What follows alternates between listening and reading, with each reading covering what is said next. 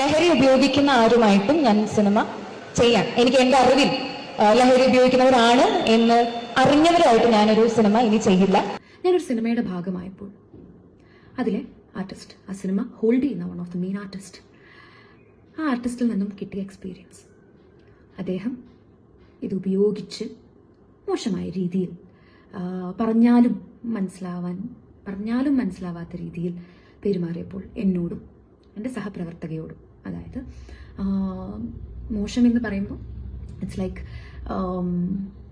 ഭയങ്കര, for example എൻ്റെ ഡ്രസ്സിനൊരു പ്രശ്നം വന്നപ്പം ഞാനത് കറക്റ്റ് ചെയ്യാൻ വേണ്ടി പോയപ്പോൾ ഞാൻ കൂടി വരാം, ഞാൻ വേണമെങ്കിൽ റെഡിയാക്കി തരാം എന്നൊക്കെ പറയുന്ന രീതിയിലുള്ള, അതും എല്ലാവരുടെയും മുന്നിൽ വെച്ച് പറയുന്ന രീതിയിലുള്ള തരത്തിലുള്ള പെരുമാറ്റവും ഭയങ്കര ബുദ്ധിമുട്ടായിരുന്നു. സഹകരിച്ച് മുന്നോട്ട് പോകാനായിട്ട് ഭയങ്കര ബുദ്ധിമുട്ടായിരുന്നു.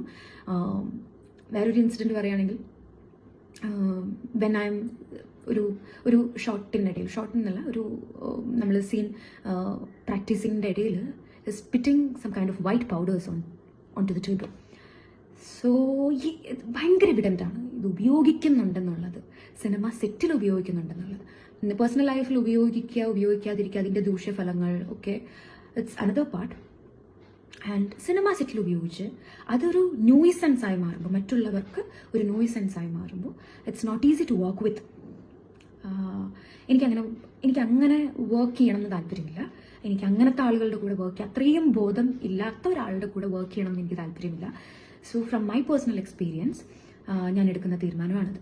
ആൻഡ് ഈ അൺകംഫർട്ടബിൾ ആയത് സെറ്റിൽ എല്ലാവരും അറിയുകയും ഡയറക്ടർ പോയി സംസാരിക്കുകയും എല്ലാവരും മെയിൻ ആർട്ടിസ്റ്റായിട്ട് സെലക്ട് ചെയ്ത് അവർക്ക് എങ്ങനെയെങ്കിലും ആ സിനിമ തീർക്കണമല്ലോ, ആ ഒരു നിസ്സഹായാവസ്ഥയും കൂടെ ഞാൻ കണ്ടിട്ടുണ്ടായിരുന്നു. അദ്ദേഹത്തെ വച്ച് ആ സിനിമ തീർക്കേണ്ടി വരുന്ന ഒരു നിസ്സഹായാവസ്ഥയും കൂടെ എല്ലാവരുടെയും, ആ ഡയറക്ടറിൻ്റെയും ടീമിൻ്റെയും എല്ലാവരും എനിക്ക് ഭയങ്കര അൺകംഫർട്ടബിൾ ആകുമ്പോൾ എല്ലാവരും പ്ലീസ് പ്ലീസ് പ്ലീസ് എന്ന് പറഞ്ഞിട്ട് എന്നെ കംഫർട്ട് ആക്കിയത് കൊണ്ട് മാത്രമാണ് ഞാൻ അതിൻ്റെ മുന്നോട്ട് പോയത്. ആൻഡ് വൺ മോർ, എനിക്ക് വളരെ ഫ്യൂ ഡേയ്സും കൂടിയാണ് അതിലുണ്ടായിട്ടുള്ളൂ.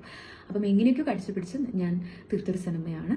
And it's a good movie, but the experience from that particular person is എനിക്ക് ഓക്കെ ആയില്ല. അതിൻ്റെ പേരിലാണ് ഞാൻ ആ തീരുമാനം എടുക്കുന്നത്.